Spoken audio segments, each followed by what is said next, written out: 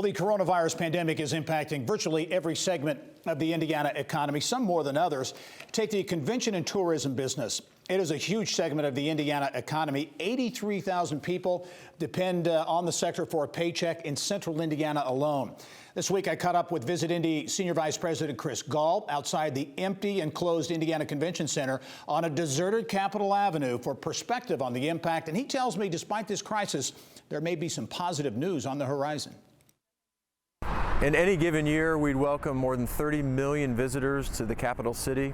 Any given year, we have 83,000 men and women who depend on tourism for a paycheck. Globally, this COVID-19 crisis is impacting tourism first and foremost by conventions coming to a screeching halt, mass gatherings subsiding and being paused, hotels closing, restaurants closing, museums closing. And so tourism is really at the epicenter of this crisis, and we're feeling that. You're seeing that with hospitality workers no longer earning paychecks. You're seeing that with hotels starting to close. This is a time where we would be getting ready to enjoy the fruits of a Sweet 16 Elite 8 game. This is a time when our convention center would be packed with and teeming with activity. Our hotels would normally be in the 80% occupancy. We're in the 3 to 4% occupancy. And so it's real and clear that COVID-19 has a tangible impact on tourism here in Indianapolis.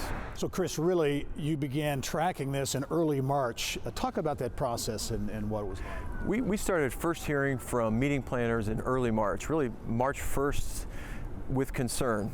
This was starting to grow nationwide, certainly globally. How is Indianapolis faring? What is the state doing? What preventative measures? Should we be looking to postpone and or cancel our convention? That uptick has been so sizable over the last couple of weeks, where we moved from reassuring our customers that we were safe and sound to not being able to welcome them. And we understand that. We understand that first and foremost, we need to keep the 83,000 men and women in our hospitality industry safe and healthy. We need to keep our visitors healthy. With the Indiana Convention Center closing its doors and having mandates to keep people safe and healthy, by virtue of that, meetings aren't occurring. They're happening virtually, but they're not occurring. And so since March 1st, we've seen this crescendoing concern, where now Visit Indy is working with a sense of urgency to take groups and meetings and events that were slated for March, April, May, and move them further in the year.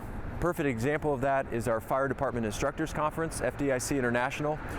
Major international delegation, comes every year. They've come here for more than 30 years. We're working very actively. Where can we place them further in the year?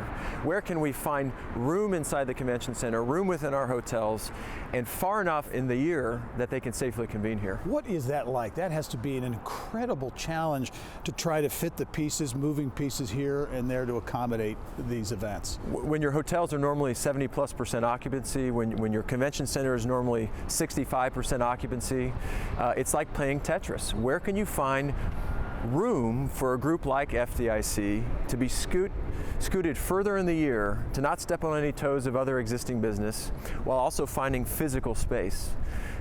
That's a logistical feat in and itself. Now you take the other conventions and meetings that maybe aren't as big, but still utilize portions of the convention center and hotels downtown and otherwise, and you try to scoot them further into the year, while other major cities are looking to do the same. So it's very competitive. This rebooking and postponement business from a convention standpoint is become logistically our concentration and our focus singularly. How do we keep Indianapolis healthy when this crisis ends? How do we keep Indianapolis healthy from a tourism standpoint by scooting business later in the year and salvaging as many conventions as possible that we were supposed to be hosting as a capital city? Chris, having said that, challenging times now, are you seeing any indication of light at the end of the tunnel, if you will, in terms of conventions and events beginning to maybe look to get back into the market? Sure. So this crescendoing buzz of postponement and cancellation, there is a bit of light and a bit of research that shows there's light moving into June and July. There's a nationwide study done on the appetite of convention meeting planners. When do they foresee looking to postpone and move and start meeting again. And it looks like June and July. Now there's a lot of caveats, what states are doing, what the government will say is what we're able to do and how we're able to convene. But that research came in this week that meeting planners across the nation are really looking June and July. So with that, that marries well with what we're hearing from the convention and meeting decision makers we're contacting proactively, saying, hey, you're supposed to be meeting in May, supposed to be meeting in March, April, May, June, July. How can we postpone you? Where can we move you? When can we move you? And that matches well with the data we're seeing as we pick up the phone and work with a sense of urgency to move these conventions in the spring, into the summer, into the fall, and dare we say, into the winter. I got to imagine another frustrating piece of this is that 2020, your projections, I think, were for a pretty good year this year, right? Really, 2020, as the city set to start celebrating the bicentennial, a lot of progress, a lot of momentum coming into January and February. Our February hotel numbers were very strong. As you turn the page to March, you see this immediate decline. The Big Ten men's and women's basketball, while playing on the court, ceasing because of restrictions, rightfully so. So, the second quarter of 2020 will be painful from a tourism perspective. It will be painful for our community as a whole. The question is, can we salvage into the third and fourth quarter?